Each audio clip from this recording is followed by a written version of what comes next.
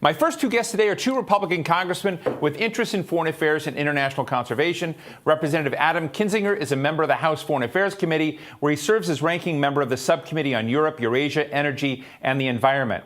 He also served in the Air Force, and I have to say I was an Air Force brat. I lived on bases all over the world because my dad was like Congressman Kinzinger. He continues as a pilot in the Air National Guard. And Representative Jeff Fortenberry is a co-chair of the International Conservation Caucus. He's a member of the House Appropriations Committee, where he serves as ranking member on the House Agriculture Subcommittee, and is a member of the State and Foreign Affairs Operations Subcommittee. I should also mention that Jeff Fortenberry, whom I've had the pleasure of interviewing in the past, is one of Congress's leading nuclear experts. So as we talk about national security, as we talk about environmental issues, let me just start with Congressman Fortenberry for a moment.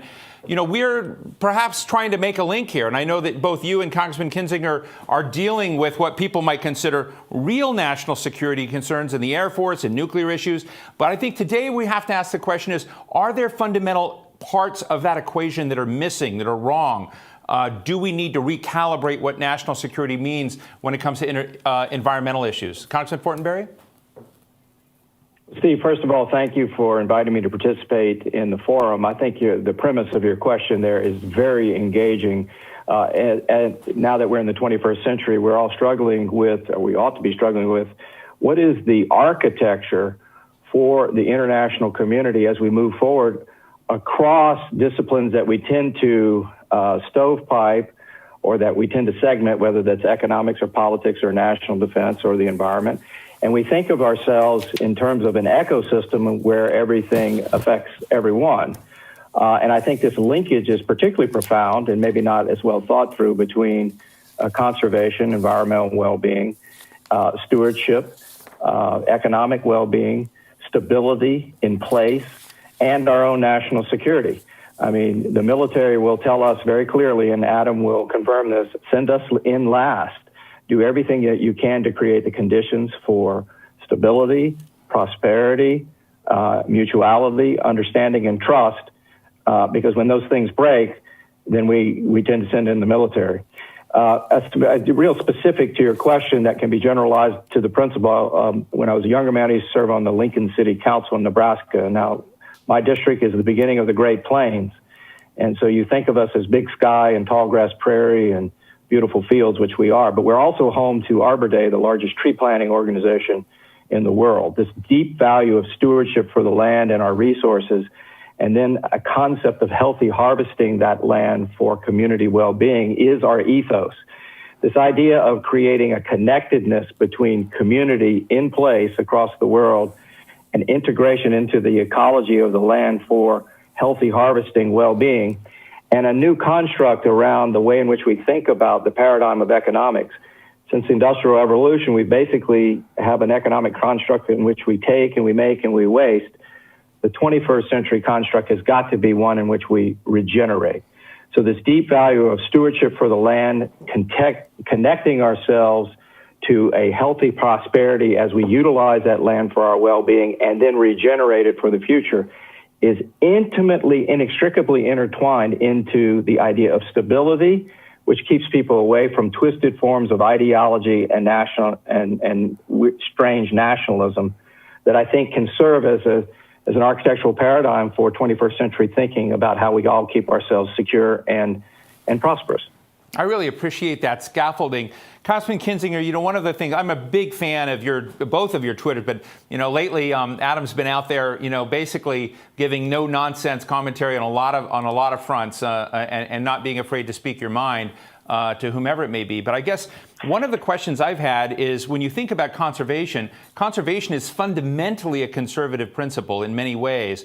And I'm just interested in why that's been so hard to create common ground around that notion between the parties about science, about conservation. How do you see what the opportunities are right now as we move into a new administration? So I think there's a lot of bipartisanship on it. It doesn't make the news, you know, when something gets done because it's not dramatic.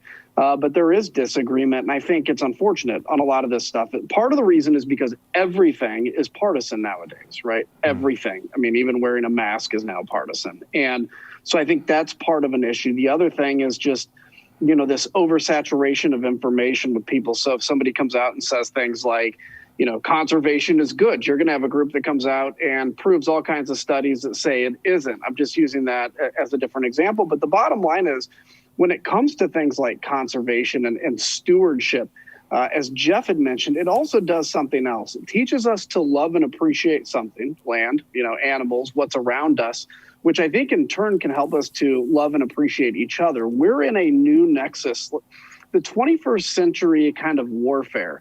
When we created the Space Force, people would make fun of it, saying it's like Space Trek or like Star Trek. But the reality is, Space Force is part of a 21st century kind of war and information construct. And I think the land and environment is as well, too. If you look at the discussion and the fights against terrorism, for instance, one of the big mistakes we've made in Syria was non-intervention early on. And so you have a whole generation of young people that are easy to be radicalized right now because they live in poverty and in misery. And the same kind of comes with land and conservation as well. If you look in Africa, particularly, I was in Kenya and I went out with the Kenyan Wildlife Service. They're in combat literally almost every day to preserve their wildlife because Al-Shabaab and other terrorist groups are using ivory as a way to fund their operations. So all of this comes together in how we treat each other. And we also have to be careful with misinformation. It's a whole different subject, but I just think it's something we're facing right now of really epic importance. Let me ask you both, Jeff and Adam, when you kind of look at what the needles are that can be moved, the low-hanging fruit from the Republican Party's perspective on this, what would be some of the initiatives that you'd either lead on or could get on board with? Jeff? Well, one you just saw pass was a huge bipartisan initiative that was signed into law by President Trump, the Great American Outdoors Act, which basically fundamentally restores our national park system, which has had delayed maintenance and degradation for a very long time. The other thing that it did, and this part of it was overlooked, it made permanent what's called the Land and Water Conservation Fund.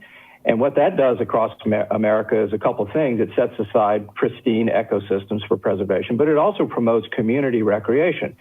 Everybody wins. It touches this deeper value of a desire to set aside these unique, irreplaceable places that really ought to be cordoned off from what we think of as traditional development for the enjoyment of all.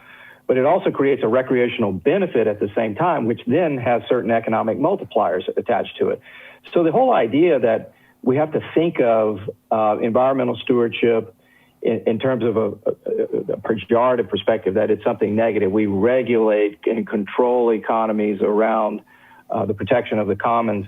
I think we need to think differently about this as to how we, using innovation and modern thinking, that strong environmental outcomes, healthy harvesting, if you will, are again part of pursuing the right types of economic well-being. You do see this across Africa as well, where areas that were war-torn have been turned into parks, where communities that have had to subsist off the land are now able to leverage new types of economies by actually preserving wildlife and welcoming tourists and other types of production.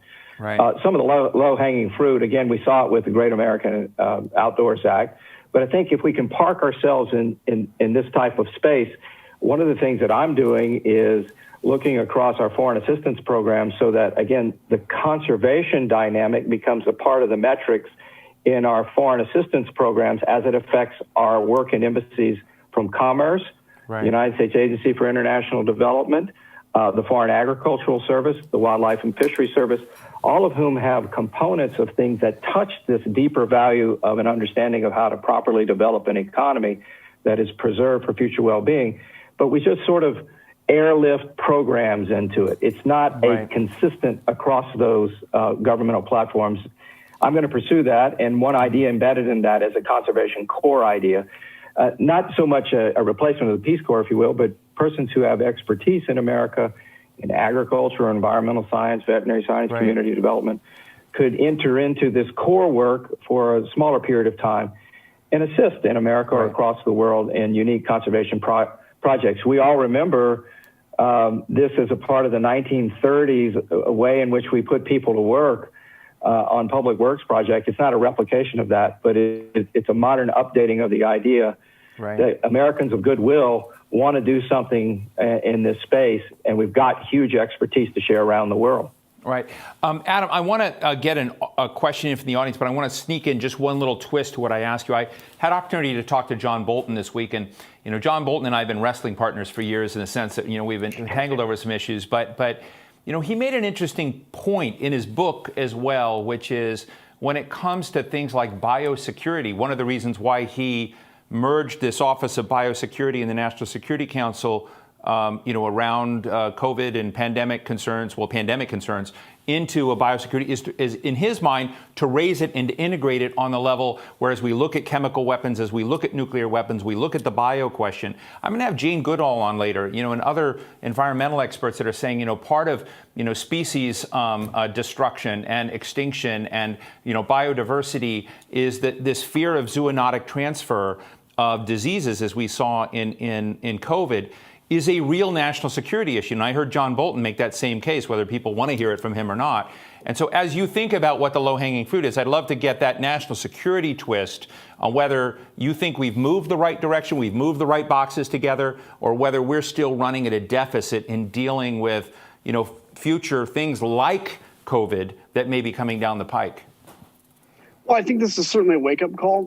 There were some good things in the CARES Act in terms of, studying this, in terms of pursuing, and people would call it sometimes that it was out of character of what should have been in the CARES Act, but pursuing things like veterinary medicine, which is extremely important, obviously, in this, as populations grow and move closer to animals and wildlife.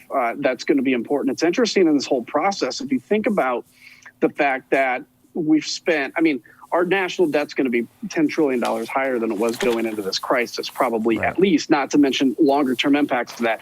We had fights in this Congress over and over. We've shut down the government over like $500 million, which in comparison is nothing, because we always look at the bottom line and not at what we're trying to affect. That might be some of the problem with, having election cycles every 2 years. But I think we've started that. The problem is China, sadly, has kind of become a partisan issue. I hope that goes away at the turn of the year, because not just China, but those kinds of issues can't be Republican and Democrat. They have to be together. And I think, I'll just say quickly, in terms of low-hanging fruit in areas where we can pursue, I think national parks, one of the best things we can do as a country is to continue to show that example, that Teddy Roosevelt example, frankly, as Republicans, we ought to be quite proud of, which is the preservation of our national parks. And that's something that's beneficial, not just for our people, which is our most important focus, but also for examples around the world of how to do that and how to preserve this for the next generation.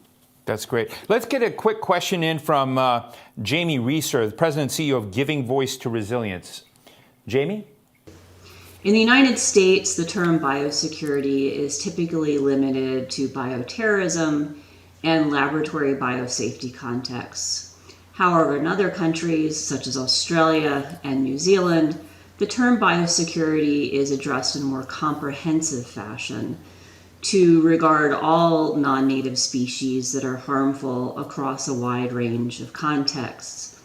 How could we evolve our law and policy frameworks in the United States to also take a more comprehensive approach to biosecurity, one that addresses zoonotic pathogens and other invasive species that impact the environment, the economy, and human health once introduced into natural systems?